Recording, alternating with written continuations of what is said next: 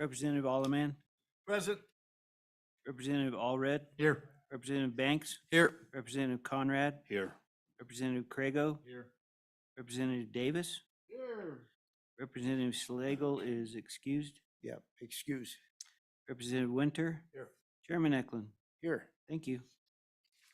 So first up, we're gonna interrupt our schedule a little bit. We have some young researchers from the University of Wyoming that we'd like to hear from that are doing some ag research that is may turn out to be very valuable for the ag community. So if you'd introduce yourselves and tell us a little about your project. All right, good morning, Mr. Chairman. My name is Garrett Nunn from Laramie, Wyoming. I grew up in Laramie. I'm a first-year master's student there at the University of Wyoming in animal science. And so just briefly looking at my study, we're looking at pulmonary hypertension in cattle, so right-sided heart failure. So some of you may have heard of PAP scores when you're going to bull sales and stuff. And so what we're going to try to do is feed dietary citrulline, which is a vasodilator, to see if we can decrease the PAP score in cattle. So try to get them to a finishing weight, you know, whether you're selling a calf at 600 pounds to get them to a finishing weight, or we're also seeing some right-sided heart failure within feedlot cattle because they're gaining so much, putting a lot of pressure on their heart. So this is kind of a dual method looking at if we can decrease the incidence of right-sided heart failure in cattle, whether at elevation or in a feedlot. So that's briefly my study. Good morning. My name is Hannah Freely. I'm from Buffalo, Wyoming. I'm a second-year grad student in Laramie. I'll graduate in May. I'm doing a targeted grazing study on Plains larkspur. And so most people know that larkspur is highly toxic to cattle. Sheep have around a 4 or 5 times higher tolerance to it. And so they've been doing this for a long time, grazing sheep prior to grazing cattle. So we're just looking specifically at how effective some of these targeted grazing practices are at reducing larkspur, not only for the current grazing season to put cattle on in early mid-June, but also looking at long-term efficacy at reducing larkspur populations, and then also briefly looking at indirect effects that it might have on sheep grazing. We know that it obviously doesn't affect them quite the way it does cattle, but we took weight data to make sure that the sheep are still gaining while grazing the toxic plant. So thank you. Any questions, committee? Representative Conrad. Mr. Chairman, thank you. Just a compliment, more importantly, a comment. I just was unbelievably impressed this morning and appreciate the opportunity to interface with Mr. Nunn regarding PAP. It was fascinating. I certainly remain fascinated. So great job, great professionalism, great delivery, and I wish you the best in your future. Well, thank you. Appreciate your coming. Appreciate your research too. Thank you for your time. Yeah.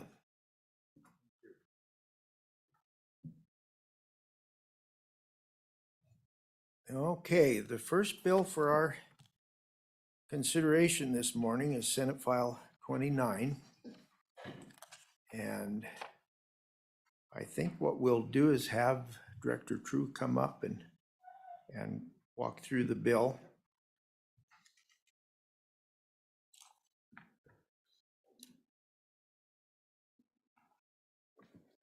Mr. Chairman, committee, thank you. Good morning. Steve True, Director of the Wyoming Livestock Board.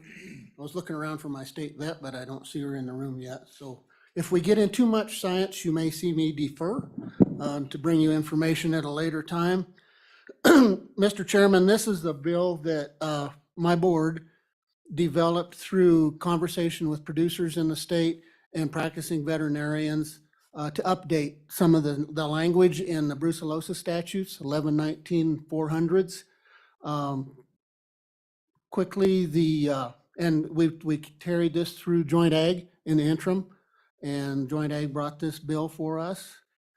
And so quickly to go through the amendments in the bill, on page 2, line 3, where it talks about all livestock animals reacting to a confirmatory test for brucellosis shall be immediately permanently branded.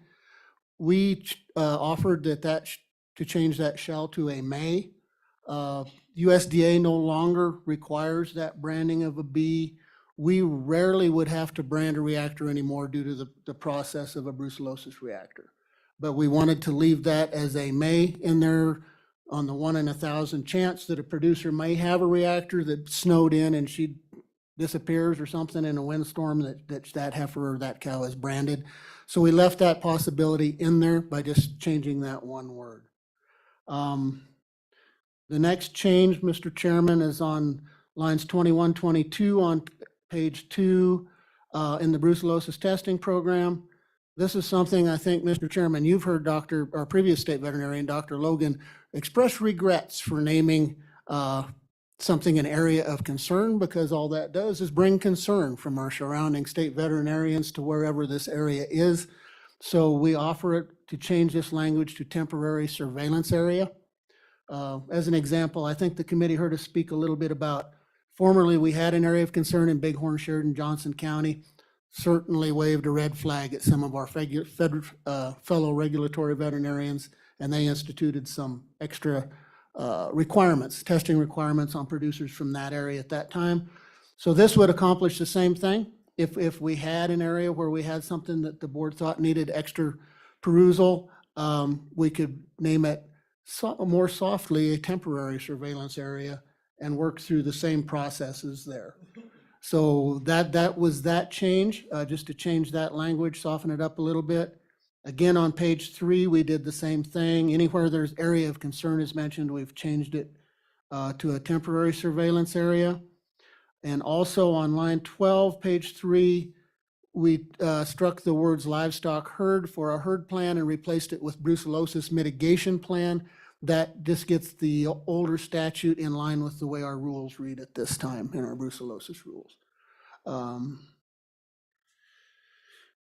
Just a little correction in the title of APHIS on line 23 on page 3, where we added the and. That's the APHIS description of their name, United States Department of Agriculture, Animal and Plant and Health Inspection Service. The bigger changes then come on page 4. This again came through producers and our practicing veterinarians in the state. It's long been the practice that for those veterinarians to be reimbursed for testing, doing the brucellosis testing, spaying, vaccinating, any of those duties that there is compensation for, they required to turn in a notarized invoice of those things. In order to expedite payment and reimbursement, historically, we've had a little problem where some of those vets are really busy. We might not receive that invoice till the next fiscal year, the next biennium. So we were always using new money to pay old bills and kind of kept us in arrears. Had us B11 funds several times to make that done. So we looked at a way to expedite that and make it easier on those vets that are traveling the country and doing that work. So now this will basically, the documentation that will be specified by a board rule will be attached to the test charts, vaccination charts, spaying charts that those vets do. Those are considered by USDA to be a legal document, those test charts that are signed by the practicing veterinarian. So we will use those as we receive those from the lab to return that we'll attach those to an invoice, return that to the vet for his signature. Yes, that is the work I did, even though his signature is already on it for notification, then we can pay that reimbursement. So, Mr. Chairman, those are the changes that we made to this. One other notice, you'll notice that there are 2 different effective dates in there. We had asked the Ag Committee for that in order to get through our rulemaking process in time to have all of this in rule before the next bleed season or herd work season next fall. Typically takes us anywhere from 120 to 150 days to get rules finalized. So if this part of this becomes effective immediately upon signature or at the end of the session, then we can actually process those rules, get them in the pipeline and go through that comment period and all of that well ahead and have our rules in place before the next bleed season begins. With that, Mr. Chairman, I'd answer any questions you had. Questions, committee?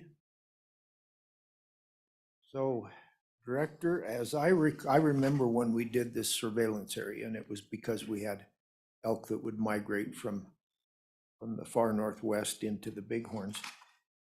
I don't remember us calling it an area of concern. I do remember the discussion about what that might trigger. But anyway, I like this language better that explains it is a temporary surveillance area. The area of concern is the entire United States. That's what we're ultimately trying to protect. So thank you for bringing that, maybe clarifying it so that our markets aren't damaged by surveillance areas. Okay, so I'm going to take a little bit of a liberty. One of my colleagues from the Ag Committee last session had a question that I couldn't answer, but the state vet is here. If Dr. Hazel would come up, and I'm going to have Scott Heiner, you come on up too, and you can ask your question. We've been trying to train as much as we can. Some of these questions, I don't think most of us will be able to answer, but we do have the resources here to answer them. So I thought we'd do it this morning. Go ahead, Representative Heiner. Mr. Chairman, committee members, good morning. It's great to be back in the room with great minds, and I appreciate this opportunity. A question came up from one of my constituents recently about brucellosis, and I thought I'd come to this committee and ask for some assistance with that. In western Wyoming, there's becoming more and more elk that are feeding during the wintertime with herds.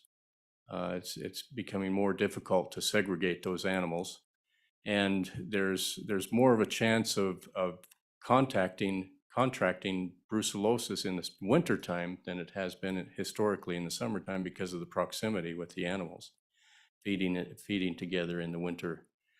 So the concern is what would happen if these large ranchers started losing calves or fetuses during the wintertime or early spring.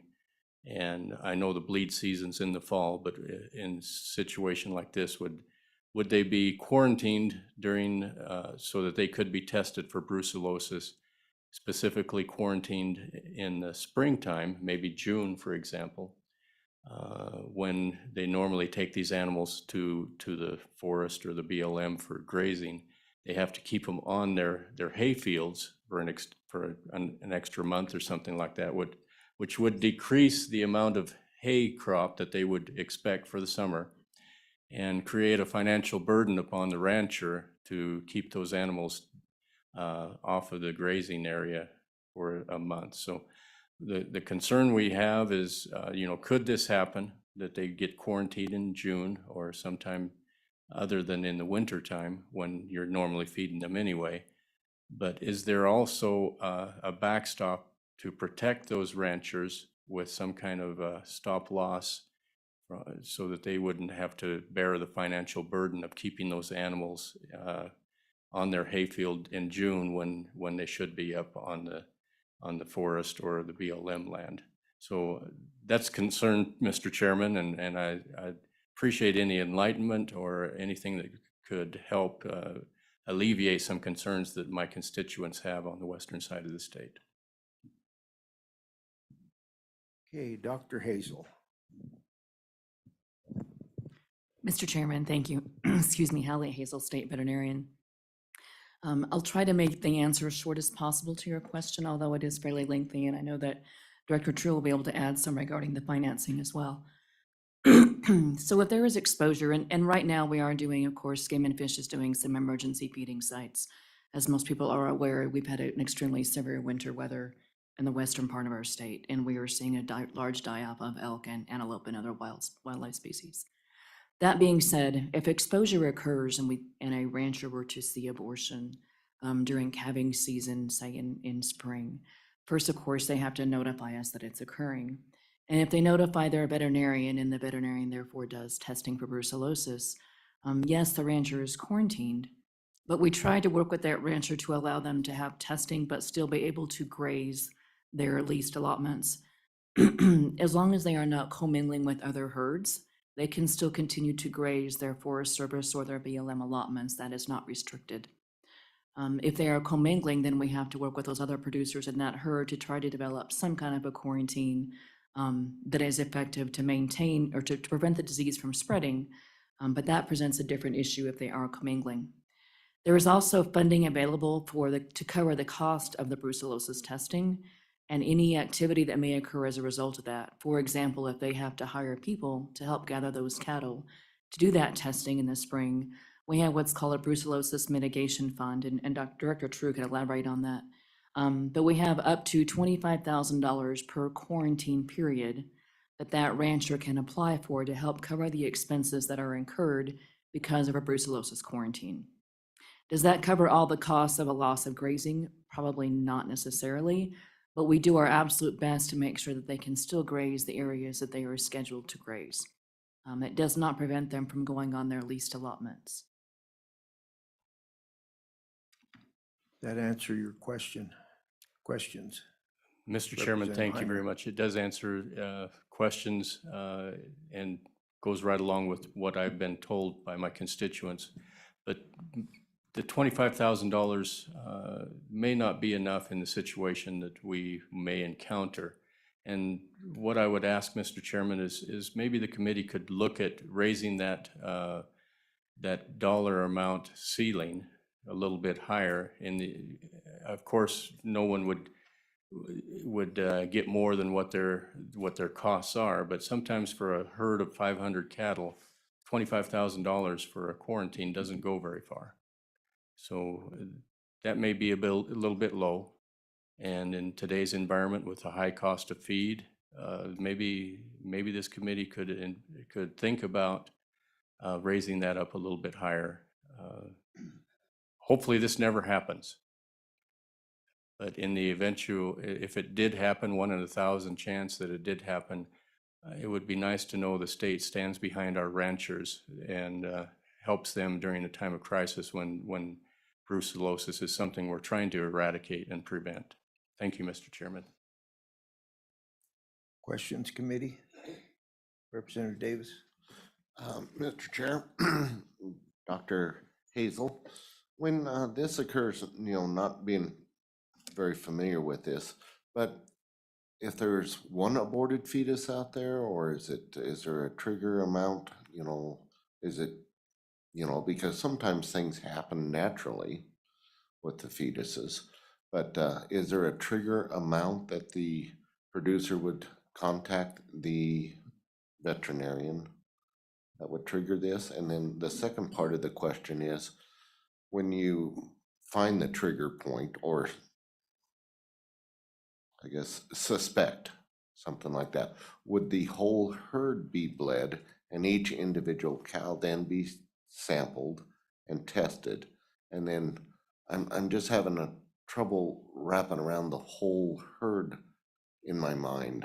Would then a separation begin and 3/4 or all but 10 cows would be able to go out to grazing, and then you would have your 10 suspects there? Or just a little further information there, please. Certainly. Chairman Eklund, Representative Davis. It's an excellent question. And so this time of year, if there is known commingling of elk and cows during calving season, or calving season, when I say that, I'm referring to calving season of both bovine and elk. So right now, during this time period is a high-risk period. Basically, February through May is a high-risk period for elk abortions, and that's also when most of our producers are calving. So if there is a known commingling between elk and cattle this time of year, and the producer sees an abortion in their cows, whether it's 1 or whether it's 10, that 1, we recommend be tested for brucellosis, that 1 fetus, that 1 placenta. Just because of the risk, we'd rather catch it early than wait until there's 5 more or 10 more, but the earliest we can catch it, the better we are. If that turns out not to be brucella, fantastic, that's great. But we ask that they submit that 1 fetus for testing, or let's test that 1 cow. And the state does cover those costs for that testing if they'll notify us. So 1 is a trigger point in this situation. If we come into the fact that maybe this is in May when this is noticed, for example, they're getting ready to go into a grazing area, or commingled grazing, we'll go ahead and try to arrange, first of all, we develop a plan, we institute that quarantine, but then we develop a plan specific for that producer. And if they need to commingle grazing, we'll try to make sure that we can test all the cows that have calved, make sure that they're all tested, and allow a certain group to go commingle graze, or a certain group to go to an allotment. The initial herd, the whole herd is quarantined. Every cow that is commingled together at one time is considered a herd. So if there are 500 cows together in one pasture, that is a herd. But we can divide that herd up and take just the cows that have calved, for example, and move them somewhere else, while the cows that haven't calved will stay back behind. Until they have calved and been tested, they can't go anywhere else, or they have to be kept separate from the other part of the herd. So each plan is very specific for that producer and their situation. Does that help clarify? So you're telling me that the flexibility is built in order for this to occur? Yes, Chairman Eklund, Representative Davis. The flexibility comes into what we consider an epidemiological risk. So we take into consideration the number of cows that are positive versus negative, the number of cows that have calved, the risk of further exposure. It's all developed specifically to that producer based on epidemiological risk that we evaluate, along with the USDA veterinarians. Representative Allemand. Representative Heiner, what do you think the dollar amount should be? Because I agree with you. This is a problem that a rancher can't deal with because he can't run the elk off of their feed ground. So this is a problem created by the government, and I think the government ought to back up the problems. So I was just wondering what dollar amount you thought would be reasonable. Mr. Chairman, Representative Allemand, I appreciate that question. Because you're exactly right. It's becoming increasingly difficult to separate the elk from the cows, especially this winter because of what's going on in the western part of the state. It's almost impossible, and there's a very close proximity. They're actually feeding together, and the rancher is trying to separate them, but they cannot be done. With this reimbursement, it's actual costs, and so if it doesn't cost very much, they don't get reimbursed very much. But in the unlikely event that it is a larger quarantine, it could be very expensive. So with the ceiling right now at $25,000 on a large ranch, that would be expended very quickly. I believe we maybe should increase that 3 or 4-fold. And again, it would only be actual costs, but it would be there as a backstop in the event that a rancher came into a crisis situation, and rather than face potential financial ruin, the state and the resources of the state were available if needed. Thank you. Hey, Mr. Chairman, may I? yes, Just, Director True. Mr. Chairman, just quickly to the conversation about the reimbursement and the funding. So I think I've mentioned this to the committee, but so you're aware, this is not a line item budget appropriation. This is a one-time appropriation. Where this money comes from. It was made in 2011 that resides in an account at the auditor's office. It's a joint brucellosis quarantine reimbursement mitigation account, and also our indemnity accounts for scabies, tuberculosis, and brucellosis for animals that have to be disposed of. So this is, right now, that account resides about $550,000 in that range.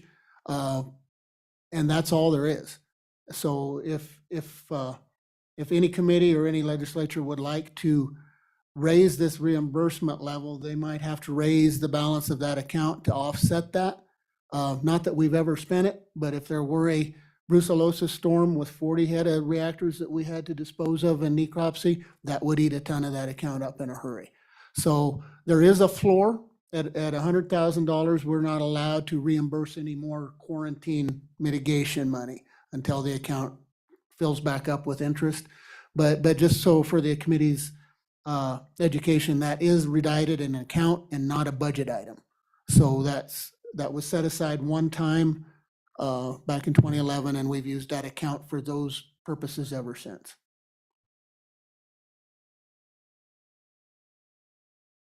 I guess I would add that because of the diligence of the state of Wyoming and our brucellosis program, we've been able to keep that $500,000 in the account instead of having to expend it. Mr. Chairman, if I could add on Dr. Hayes, on our board's behalf, we are extremely proud of our producers in that risk area for the work they've done to protect their herds and the other producers in the state. And I think that speaks to our use of that indemnity account or the lack of, I think speaks to their efforts to make this work. So, thank you.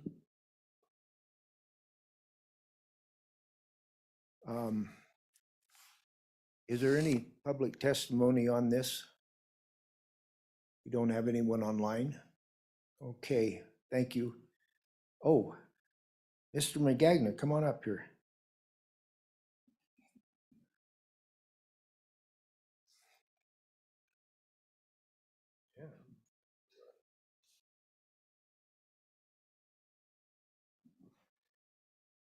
Thank you, Mr. Chairman, members of the committee. I don't have a lot to offer this morning, but brucellosis being the issue, I think it wouldn't be appropriate if I wasn't up here to offer a comment on behalf of Wyoming Stockholders Association. We certainly support the bill. It just provides some cleanup, some meaningful language changes that I think are very helpful.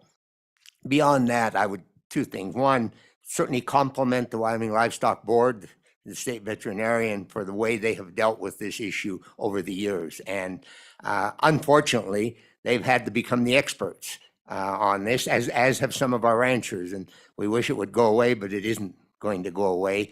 But a couple of things I think are worth keeping in mind.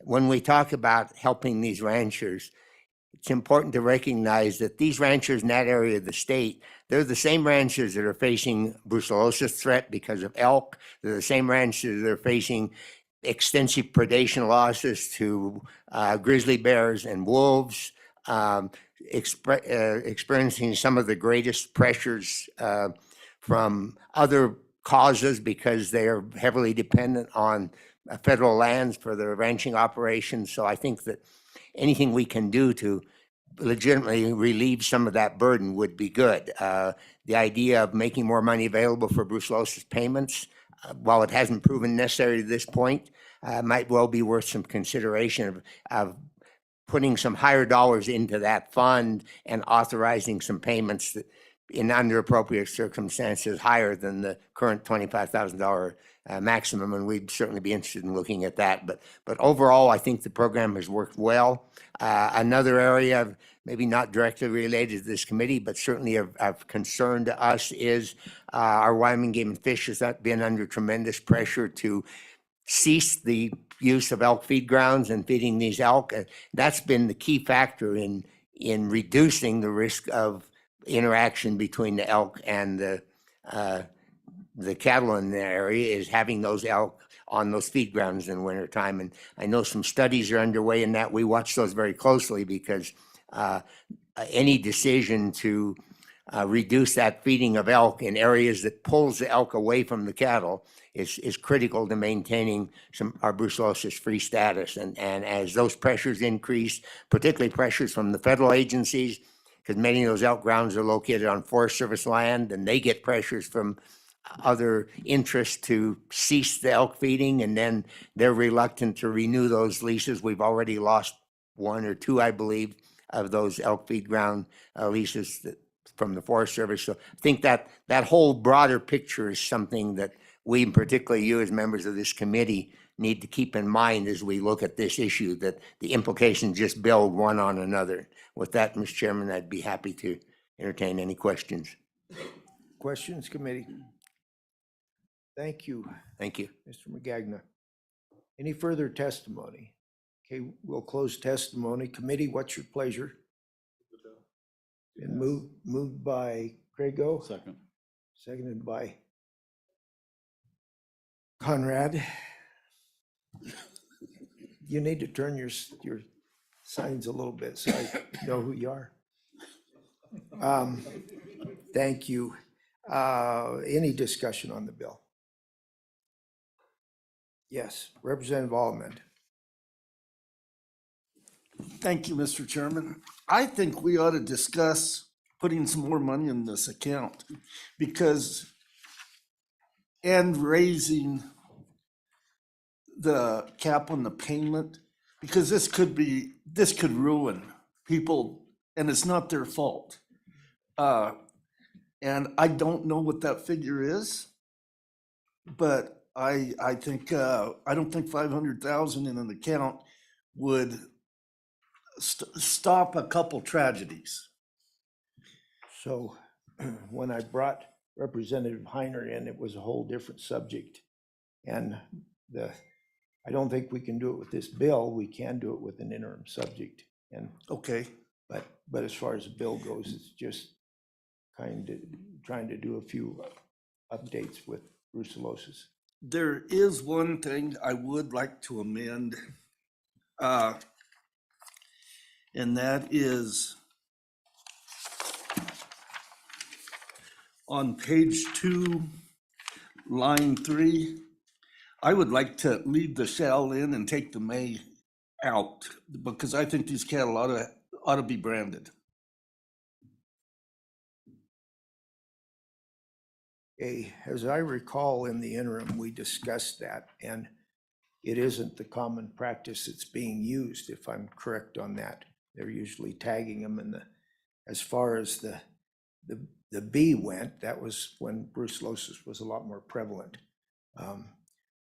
If the state vet would want to come up and maybe respond to that and why it would cause problems to, because I'm not sure we use it at all, use that brand anymore. at It's all. out of We're practice just- completely. I- Then I I'll believe remove that so. amendment. Okay, all right. Thank you. So that amendment's been removed. Any other further changes, committee? Oh, question being called. All those, oh, no. Roll call, please. Aye. Representative Allred, Aye. Representative Banks, Aye.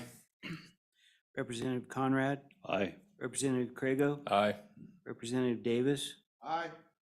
Representative Slagle. I have his vote. Representative Winter. Chairman Eklund, Aye.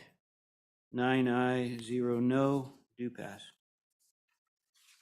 Okay, the next bill for our consideration is Senate File 102.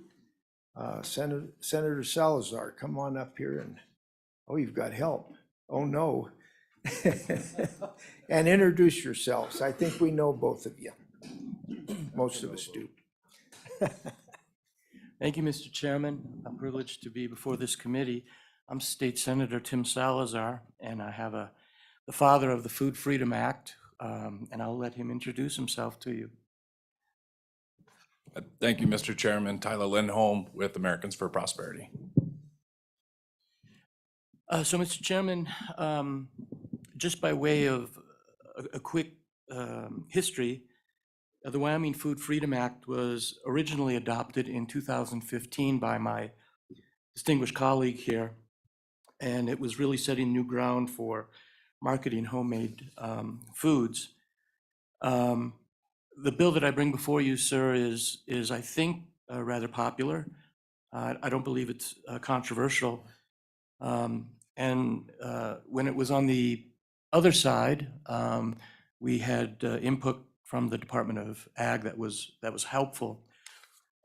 Specifically, members, what this bill does, it clarifies in statute and allows dairy products to those who can sell their products at farmers markets, ranches, and homes.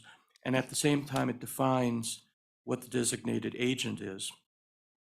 Also, Mr. Chairman, in Wyoming, we cannot hold producers of farm-raised eggs and dairy products to a higher standard than any other inspection criteria set by the Department of Agriculture. And so that's what we're really trying to do in this 5-page bill. If you look at the bill specifically, honorable members, on page 1, and I will read it out, just that first paragraph. It states clearly what we're trying to do. The act relating to marketing homemade foods, specifying that any person may sell eggs or dairy products pursuant to the Wyoming Food Freedom Act, and prohibiting a state standard for food and health inspection for homemade foods that is more stringent than any standard promulgated by the Department of Ag. If you look at page 2, under definitions, we are defining designated agent, which means a person employed by the producer for the purpose of sales, marketing, transport, storage, and delivery of food or drink products. If you go down farther onto page 2, these transactions under this act shall be directed between the producer and the informed end consumer, except as otherwise provided by this act. On page 4, I would bring your attention to line 17E. The producer shall inform the end consumer that any food product or food sold at a farmer's market or through ranch, farm, or home-based sales pursuant to this act is not certified, labeled, licensed, packaged, or regulated or inspected.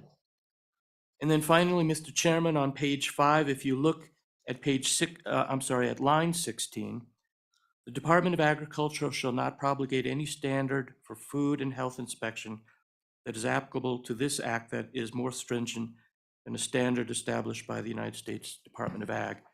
So with that, Mr. Chairman, we're not doing anything but clearing up and clarifying in state statute what the intent of the state legislature was back in 2015. And with that, Mr. Chairman, and with your leave, I'd like to give a minute to Representative Lindholm to express his comments as well.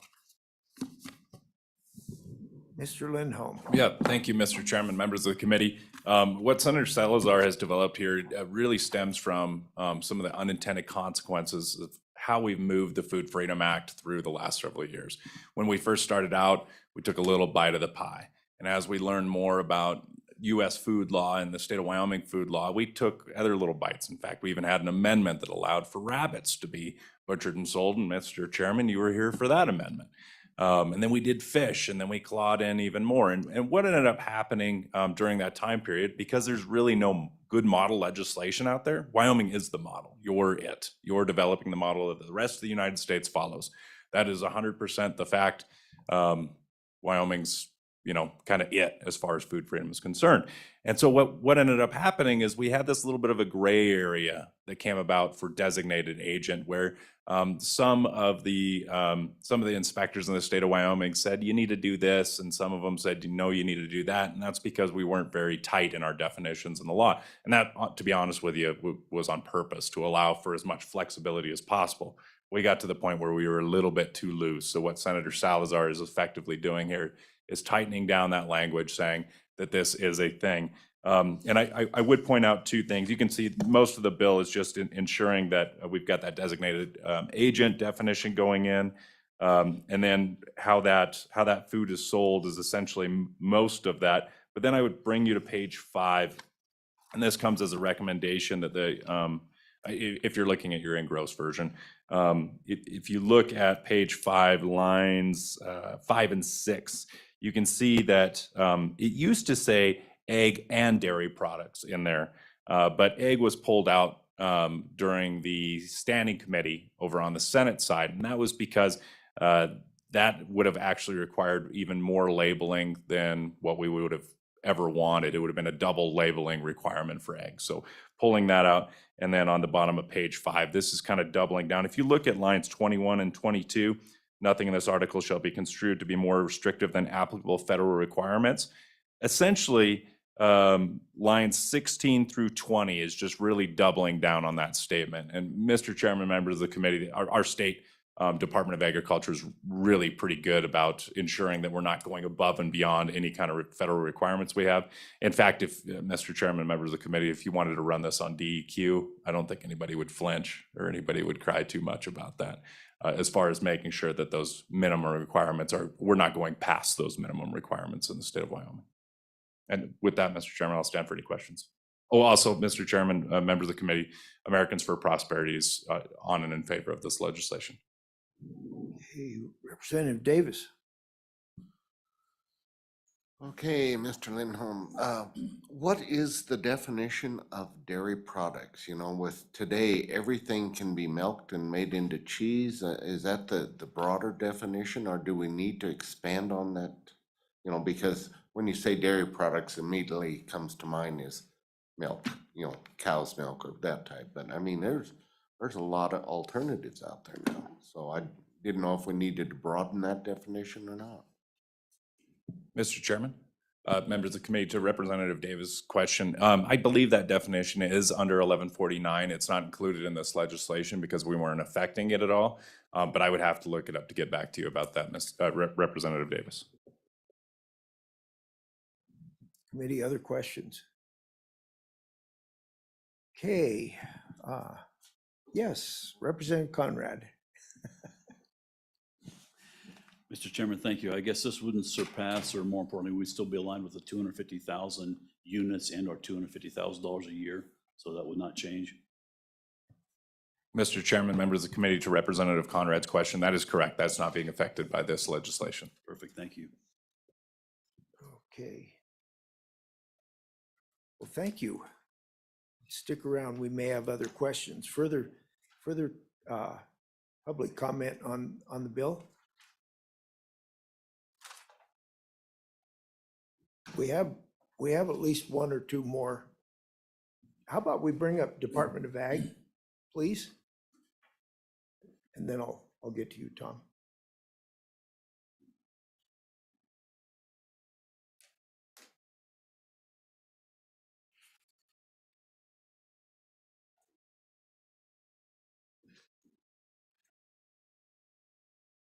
Good morning.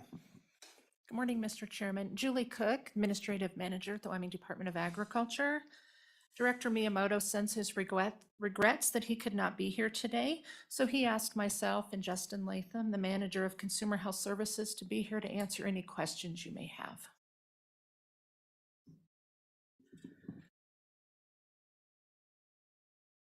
Committee, do you have questions? I've got one.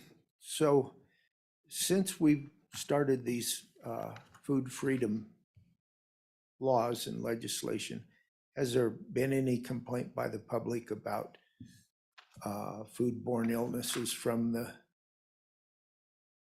products they're able to buy, labeled as food freedom, that you know, that you're aware of?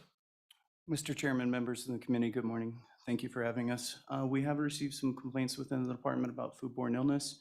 That follows a standardized process for our division. We work with epidemiology to do any trace back. The bill does allow us the opportunity to investigate any foodborne outbreaks or foodborne illness. And at this time, they were investigated appropriately. It's really difficult for foodborne outbreaks. Most of the foodborne outbreaks in the nation go unreported, and people just assume that it's a flu or a different type of illness. We have worked with epidemiology on those. I do not have any confirmed cases at this time. Representative Conrad. Thank you, Mr. Chairman. Just a quick note and or question, I guess, ultimately. If there is an outbreak of salmonella and or E. coli, et cetera, and this is a raw milk, to use Representative Davis's remarks, how is that governed and or, I guess, how does that ultimately reach you as the agricultural department for reporting? Mr. Chairman, Representative Conrad. So the way that would work is there would have to be some sort of testing associated with that. If an individual reported foodborne illness, they would go to their medical practitioner. That would then be reported if they did in fact take a test, and that gets reported up through the state epidemiology. Follow up. Great, thank you for that. That helps a great deal. Additionally, in my review of the bill, I respectfully to Representative Davis's comment, obviously with milk, et cetera, being made from pecans and or almonds or everything else now, I couldn't find a definition, at least in my cursory review of the statute 35, I think it's 11, whatever it may be. I'm sorry, 1149. I couldn't find a definition of milk. Is there such a definition that makes or that describes that, more importantly, what is milk and or raw milk? Mr. Chairman, Representative Conrad, we utilize the federal definition, and it does define what milk and dairy products are in that federal definition. Federal. Okay, thank you. Other questions? Representative Winter. Yes, thank you, Mr. Chairman. My question has to do with the farmer's market as such.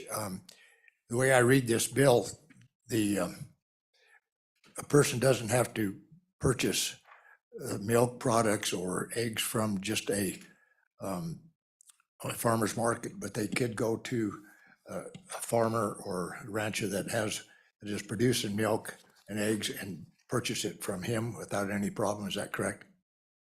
Mr. Chairman, Representative Winter, the intent of the bill is for the producer to sell that product to the final end consumer. So therefore, someone could go to the producer of that product and purchase it. That is correct. Representative Craigo. Thank you, Mr. Chairman. So a couple of questions. I'm just looking through the definitions within the statute. And as we read the statute, it delineates between non-potentially hazardous food and potentially hazardous food. And as the definitions of the statute currently read, dairy products are included within the potentially hazardous category. Is that correct? Mr. Chairman, Representative Craigo, that is correct. Dairy products would be considered a potentially hazardous food because they take time and temperature to control those safety hazards. Follow up, Mr. Chairman. So I guess as I'm looking at the bill as drafted, and maybe we need to work on fixing this, or taking that out of the potentially hazardous category, it seems like there's a contradiction in the entire text of the bill. And maybe you guys could address that, or the good sponsor could, because as I was just looking up the definitions for dairy products, which is not within our statute, and I'm just wondering what your take on that would be as far as implementing or enforcing the terms of the statute. Are we creating a problem by having that contradiction built into the statute? Mr. Chairman, Representative Craigo, I don't really have an opinion. I'm not a lawyer on that one. So the way the bill is currently drafted, the Department of Agriculture did review it, and we felt like it was workable for us. Representative Craigo. Okay, one more question, Mr. Chairman. Thank you. You said earlier that we, as the state, use the federal definition for dairy products. Is that mentioned anywhere within our Food Freedom Act? Or is that just done by rule? Because I can't find it anywhere within the statute. Mr. Chairman, Representative Craigo, I am not aware of any definition of dairy products listed within the Food Freedom Act or that statute. We incorporate the pasteurized milk ordinance and federal regulation in Chapter 14 of the Wyoming Food Safety Rule. Thank you, sir. I think some of the questions that you have can be answered. I was around for that part of introducing potentially hazardous foods to the food freedom deal. And we'll probably have an answer to that before we're done here. So any other questions, committee? Thank you. Representative, come on up.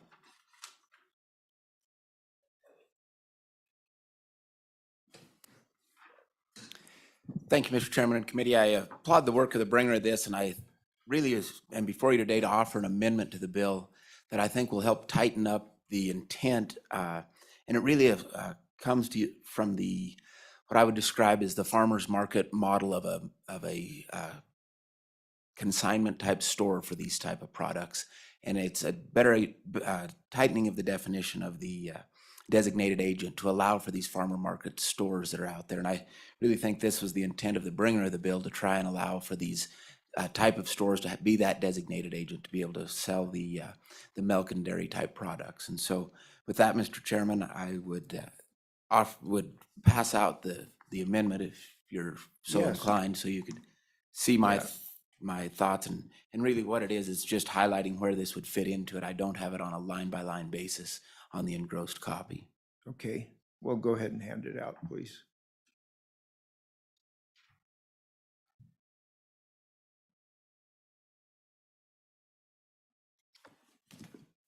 And so, Mr. Chairman, what really this would do is it would specifically permit the consignment model food freedom stores to operate as the designated agents, and also specifically allow for the use of the designated agent in the sales of the potentially hazardous products. And that way, I think that's the intent of the bill, but that way the intent and the interpretation could not be blurred.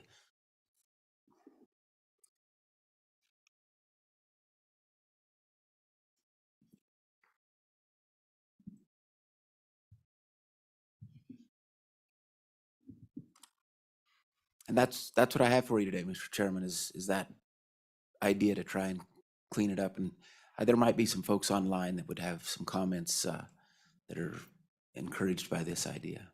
Okay. Thank you, Mr. Chairman. Not often we have appropriations come into ag. Good to see you, Tom. We have people online. Did we have anyone else in here?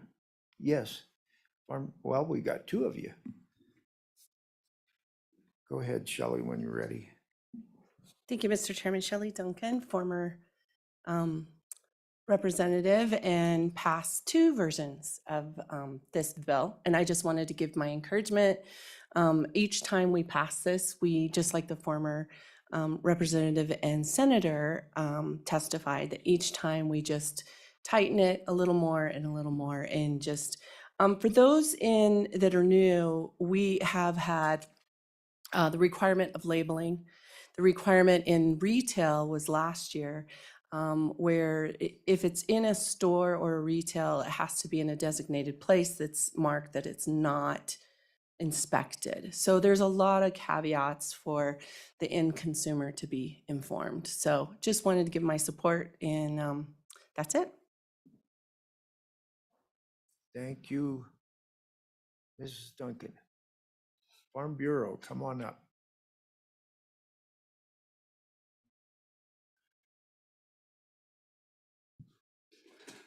Thank you, Mr. Chairman. Ken Hamilton with the Wyoming Farm Bureau Federation. Mr. Chairman, this bill, I think, has been described as expanding or tightening down the process. I believe it's very helpful on this because the designated agent is one that I think is key here, and I really would encourage you to continue that. I haven't looked at the proffered amendment, so I don't know quite what it does to the bill, but at this point, I would suggest that making this step does help the producers out there that want to move into the food selling business. I know many of you may have grown up with farm-raised eggs. I know we sold some when I was growing up, and I didn't even realize that probably what we were doing might have been illegal at the time. I don't believe that the major egg producers were in any danger of being put out of business. But I think that it's important that we allow those processors out there that in my opinion, have a very close eye on their production capacity and their capability, and probably have a shorter length in the food chain so they know when they produce that product, get it to the product or the place where it's to be sold, just exactly is what's happened, where in today's food system, a lot of that doesn't occur. So, Mr. Chairman, with that, I would just urge you to consider this bill. I would offer that I think that this is an important thing to help those small producers out there that are trying to move into the food sales, and I'm happy to answer any questions. Questions, committee? Thank you. We have some people online. You can go ahead and bring them in when you can, when you want, Pierre.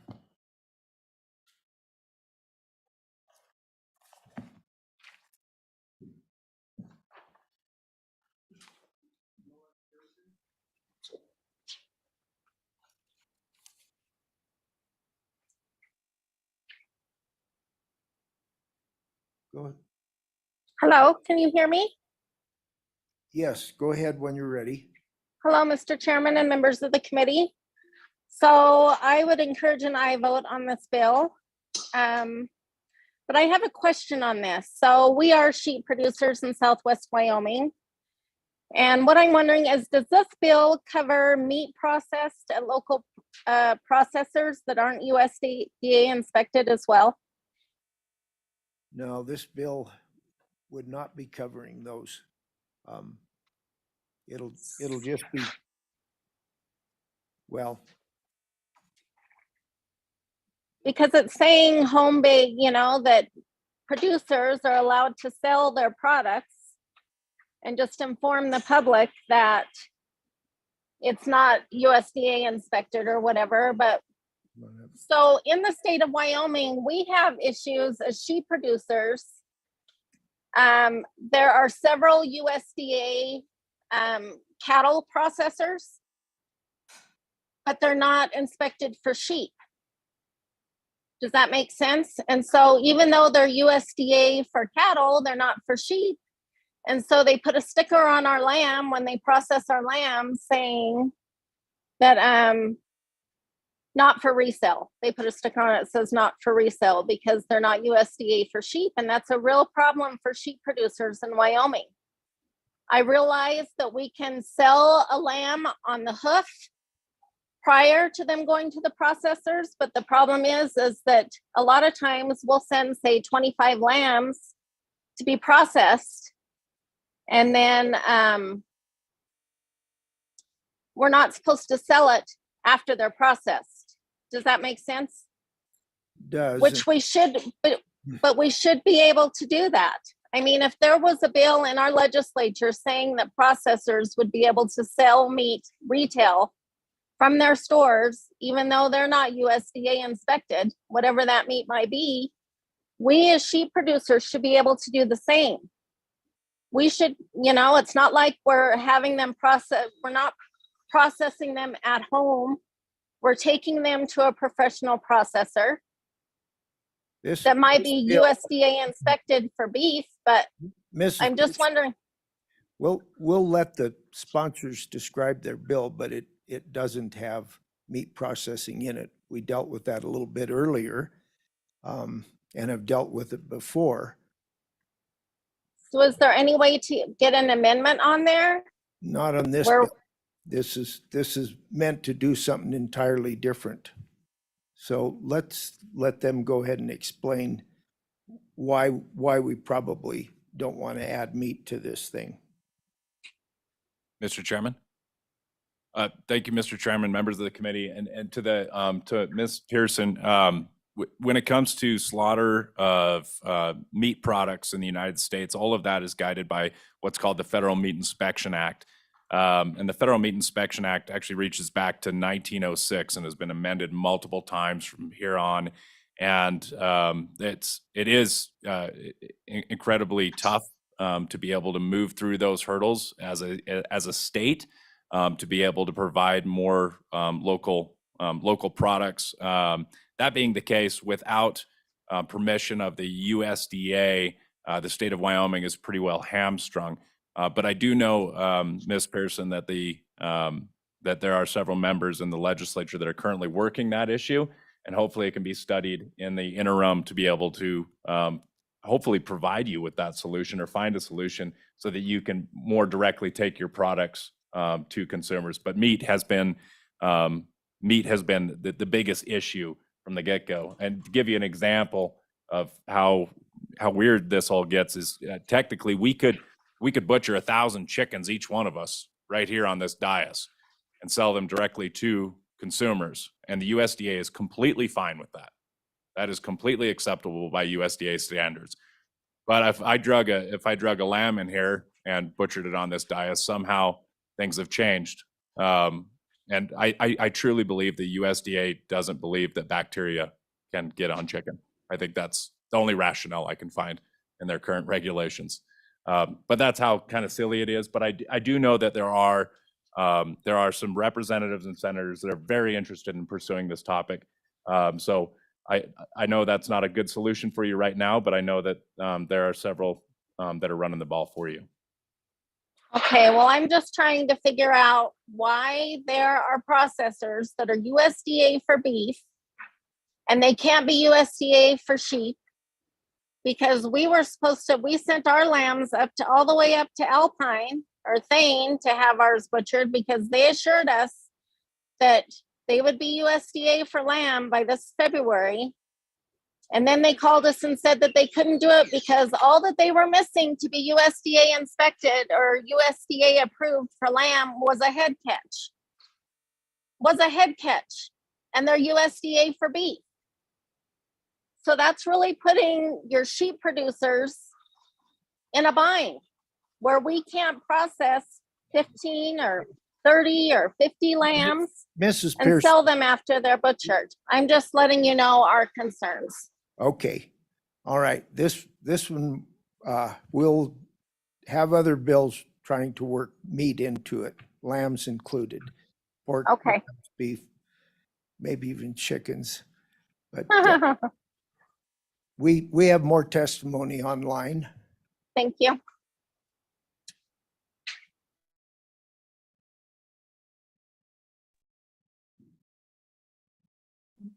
Good morning, Mr. Chairman, members of the committee. I'm Robin Engelhardt Bagley with Powder River Basin Resource Council, and we do support this bill. We are longtime supporters of Wyoming's Food Freedom Act.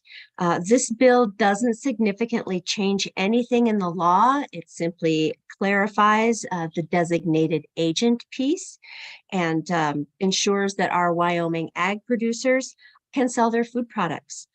Thank you, and I'll stand for any questions. Committee questions? Thank you. Thank you. We have more testimony online. One more. Go ahead when you're ready, ma'am. Hi, is it my turn? It I'm is. Christine. Go ahead. Okay, thank you, Chairman. Excellent. I appreciate you and all the members of the Ag Committee, and thank you for this time to speak. I also thank Senator Salazar and all those that have been involved, put time and effort into this bill. Thank you for allowing us to further discuss improvements to food freedoms in Wyoming. So my name's Christine Hampshire. I'm the owner at Crossy Dairy and the milkmaid, as I like to be called by my customers. And I've been involved in the production and sales of raw milk since before the Food Freedom Act originated in 2015. I have quickly estimated that I've sold probably over 13,000 gallons of raw milk in that time frame. So while I'm still involved in an agricultural pursuit, we all know that I'm not getting rich.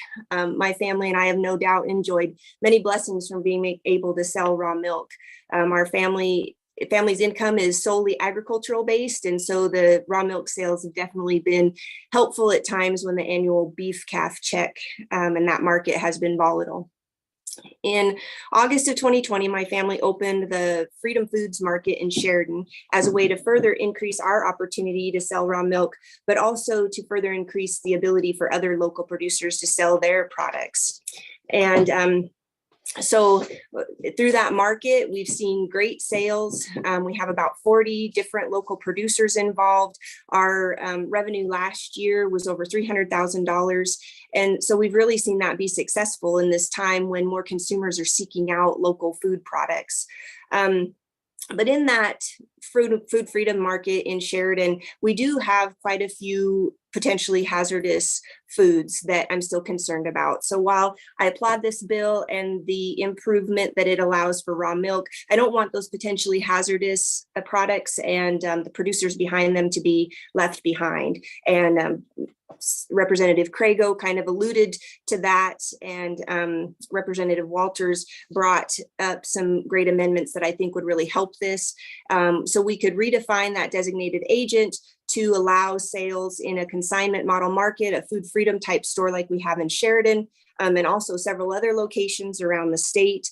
And then by inserting that designated agent definition into 1149-103, Section C and I, then that potentially hazardous food would also be able to use a designated agent like the other food products within the Food Freedom Act. So I believe that these simple suggested changes also take into consideration several things that are addressed in the Food Freedom Act, such as food safety when dealing with potentially hazardous foods and an informed end consumer. The potentially hazardous foods, as were mentioned, are time and temperature sensitive. And so when I traveled to a typical farmer's market every Saturday, for over 2.5 years, I think that now in our Sheridan market, we have a much better model of food safety. On those Saturday markets, I would haul in coolers and coolers of raw milk in 90-degree weather for several hours, whereas in our Food Freedom Market in Sheridan, I'm able to put it directly into a fridge, and so that time and temperature control is addressed.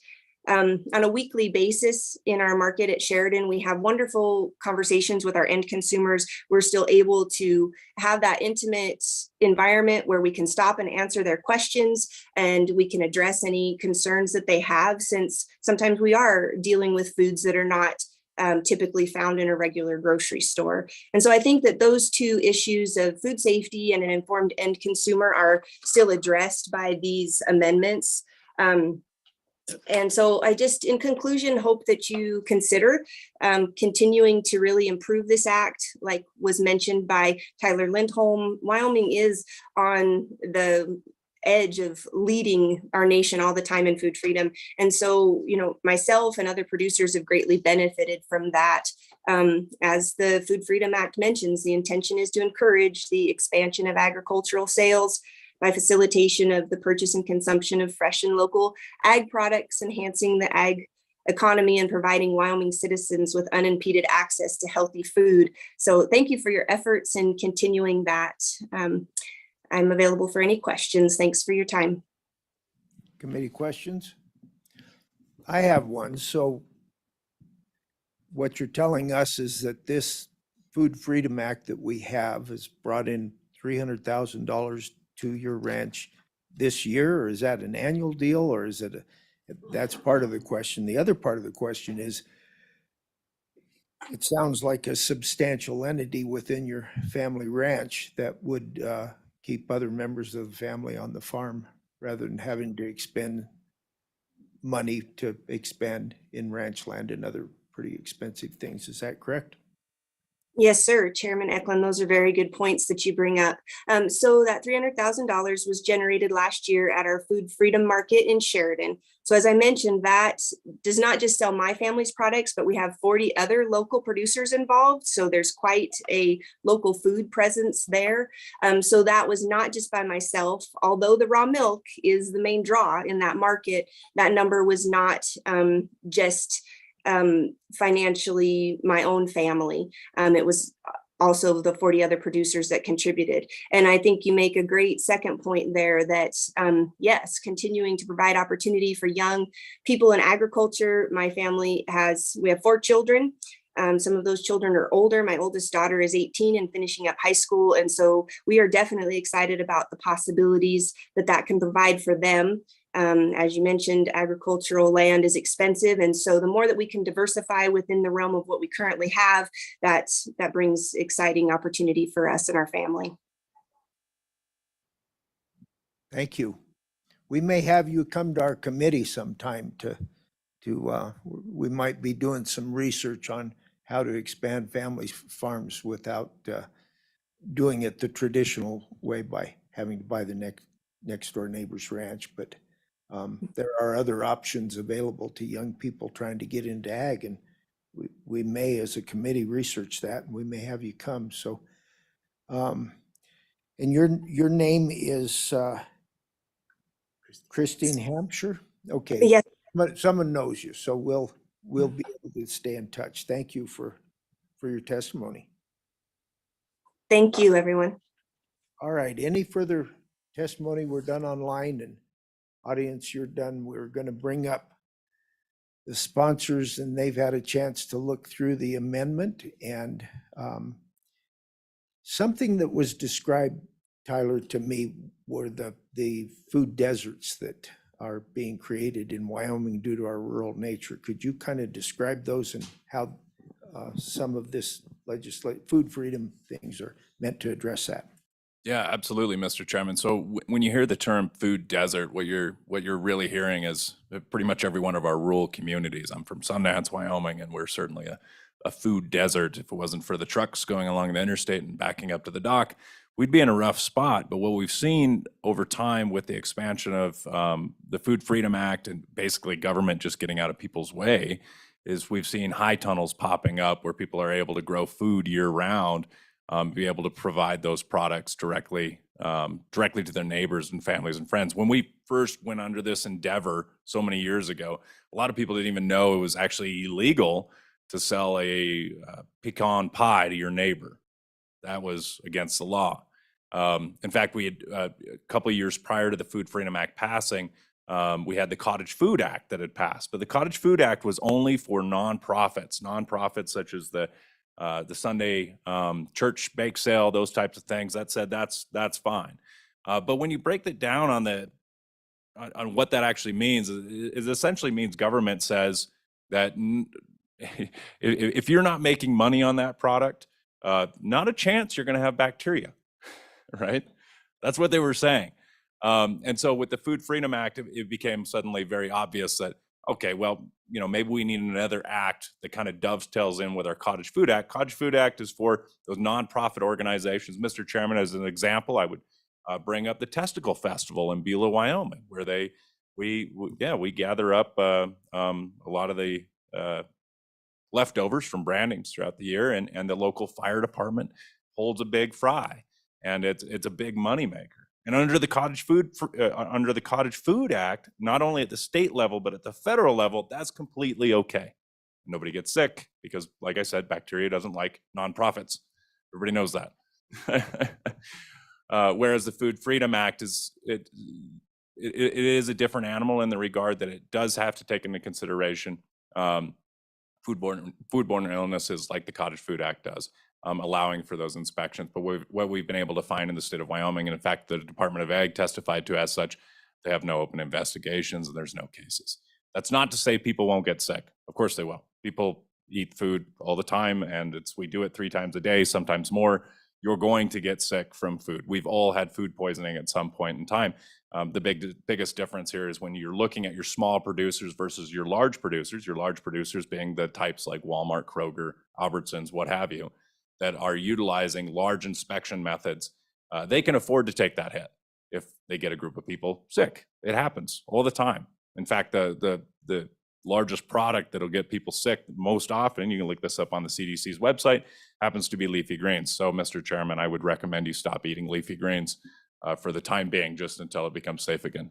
Maybe more beef. But I'll quit running at the mouth here, Mr. Chairman. But you get the point. There's a long sordid history as far as these black market foods and how we've been able to bring them to light and get out of people's way. Okay.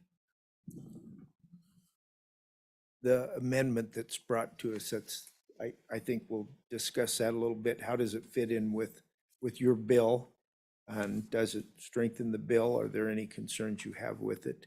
Mr. Chairman and members of the committee, I think to Representative Walters, I think the designated agent amendment under the definition would be considered friendly. And as far as the rest of it, I suspect that Representative Crago has some ideas as far as what he wants to do. It depends if he does it or not. If Representative Crago is not going to run the ball on cleaning up the potentially hazardous versus potentially or non-potentially hazardous, I think accepting Representative Walters' amendments minus the strikeout that he has at the bottom. He has striking out except eggs and dairy products. I think that's an unintended strikeout. I think if you're going to leave potentially hazardous versus non-potentially hazardous language in the Food Freedom Act, then I think you need to keep that language in place so that it's very clear that eggs and dairy products can be sold by a designated agent as a potentially hazardous food. I think other than that, the rest of the amendments are fine, Mr. Chairman. Is my interpretation. Okay. Committee. Have a discussion on the amendment at all, or the bill, or questions for the, okay. We're ready to work the bill, I believe. Committee, what's your pleasure? Moved by Davis. Seconded by Banks. let's go ahead and discuss some things, committee, when you're ready. Representative Craigo. Thank you, Mr. Chairman. I would move the amendment proposed by Representative Walters with the amendment to the amendment as discussed by Mr. Lindholm. So that would be the piece of paper we have. And at the very bottom, we would not do the strikeout saying except eggs and dairy products. We would leave that within the bill draft, but the rest of the amendment would be added to the bill draft. Okay, the committee. All right, seconded. Okay, moved, the amendment's been moved by Craigo, seconded by Allred. The question I've got for the bringer of the amendment, you're clear on it and good with this idea? Good. All right. So we've got Representative Walters on board with us as well. Any further discussion on that amendment? All those in favor of the amendment say aye. Aye. Opposed? Okay, that amendment is now a part of the bill. Any further discussion on the bill? Yes, go ahead, Representative Craigo. Thank you, Mr. Chairman. So I'm not going to bring an amendment on the potentially hazardous, what I see as a contradiction, because, I mean, we are creating a carve out. I just don't necessarily like how it's done. I think it gets us to where we need to go. I mean, it's something the sponsor and could think about between now and third reading if it's something we really wanted to do. All I was going to do was go into the definition section of the Food Freedom Act and strike dairy products from the potentially hazardous, because that's essentially what we're doing with this bill draft anyways, is saying it's not treated like the rest of the potentially hazardous foods. So that's all I was gonna propose, but I'm not sure I need to think about it before we do that, but it's something we could look at over the course of the next few days and decide if that's what we want to do or not, because the bill does it anyway. So that's all I was thinking, Mr. Chairman. Thank you. Yeah, and I guess I might add that we may not be able to fix that language anyway because of the way food freedom has been introduced and is being used. I think we know that consumers have to take a responsibility in what they're eating as well as the producers. So we might not be able to fix that. Any other discussion on the bill? Okay, question being called. All roll call, please.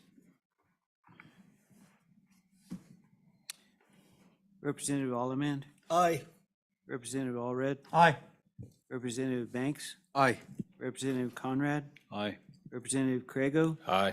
Representative Davis, Aye. Representative Slagle. I have his vote. Representative Winter, Aye. Chairman Eklund, Aye. 9 aye, 0 no. Bills passes with amendments. Thank you, everyone. Thank you, committee. That was good work. This meeting is adjourned.